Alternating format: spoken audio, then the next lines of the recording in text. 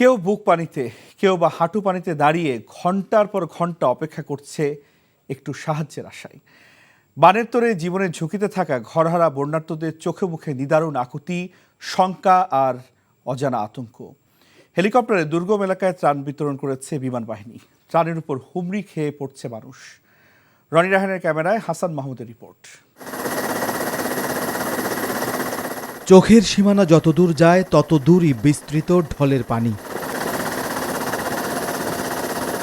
গ্রাম, লোকালয়, শহর, গঞ্জ, নদী, পুকুর আলাদা করে বোঝার উপায় নেই, সব থই থই। যে বাড়ির উঠোনে ছিল শিশুর হাসি, পরিবারের কর্মমুখরতা, যে ফসলি মাঠে ছিল কৃষকের সোনাঝরা ফসল, সেখানে এখন হায়নার মতো হানা দিয়েছে থই থই পানি। আকাশের ওপর থেকে দেখা যায় নিচে দাঁড়িয়ে সারি সারি অসহায় মুখগুলো। দুঃসহ আতঙ্কে কেউ হয়তো ঘুমায়নি গেল দুরাত, কারো ঘর ডুবেছে, কারো বা হারিয়েছে স্বজন। অভুক্ত শিশু নিয়ে কোনো মা হয়তো দাঁড়িয়ে আছে বুক সমান পানিতে। সবারই অপেক্ষা, যদি কেউ আসে, যদি মেলে দুমুঠো খাবার। আমি যেমন মনে করি একটু ঢুকাইছি, আমি ফার্স্ট রেস কোনো ঠিকানা পাই না এবং কি কোনো কিছুই পাই না।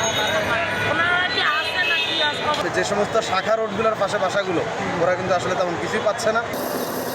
পানিবন্দী হয়ে পড়া এসব মানুষের যাবার জায়গাও যে নেই। ছাগলনাইয়া, ফুলগাজী, সোনাগাজীর বানভাসী এলাকার সবখানেই ঢলের ঢেউ। বানের পানি এসব মানুষের কেড়ে নিয়েছে এক জীবনের সব সঞ্চয়। কোথায় যাবে তারা? এমন প্রশ্নের বিপরীতে নেই উত্তর। বিমান বাহিনীর পক্ষ থেকে দুর্গত বানভাসী এলাকার বিভিন্ন স্থানে হেলিকপ্টার থেকে ত্রাণ বিতরণ করা হয়। ত্রাণ পেতে ছুটে আসে দুর্গত মানুষ, ত্রাণের তুলনায় মানুষ বেশি। থই থই পানি, চারদিকে পানি আর পানি। এ পানির মধ্যেই এখন লাখো মানুষের বসতি। পানিবন্দী হয়ে পড়েছে মানুষ। সেনাবাহিনী প্রধান জেনারেল ওয়াকারুজ্জামান হেলিকপ্টারে ফেনীর বন্যা দুর্গত এলাকা পরিদর্শন করেন বিমান বাহিনী প্রধানও।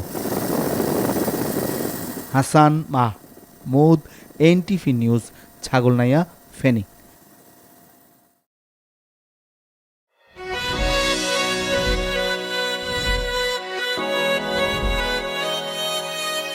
এই শুনছো, উঠো না। আমি বলবো হ্যাঁ, একটু ঘুমাই। তোর ভাইয়ের লেগে এক কাপ চা বানাই দে। ভাইয়া, চাই কি চিনি বেশি দিব নাকি কম? 2 চামচ লবণ দিয়ে দে। চোখেতে হাত ছুঁয়ে আছে সাজানো পথ চলা, কথা বলা যেন শেষ না। আমি যে বিয়ে করছি, আমার যে বউটা নিয়ে একটু ঘোরা উচিত, কারো মাথায় আছে? যে থাকি পথে আসলে তুমি বুঝি রাঙা রথে বিভোর হয়ে থাকি প্রতিটি ক্ষণ। ডাক্তারের কাছে যাবো স্যার। আমার একটু নিয়ে চলেন না।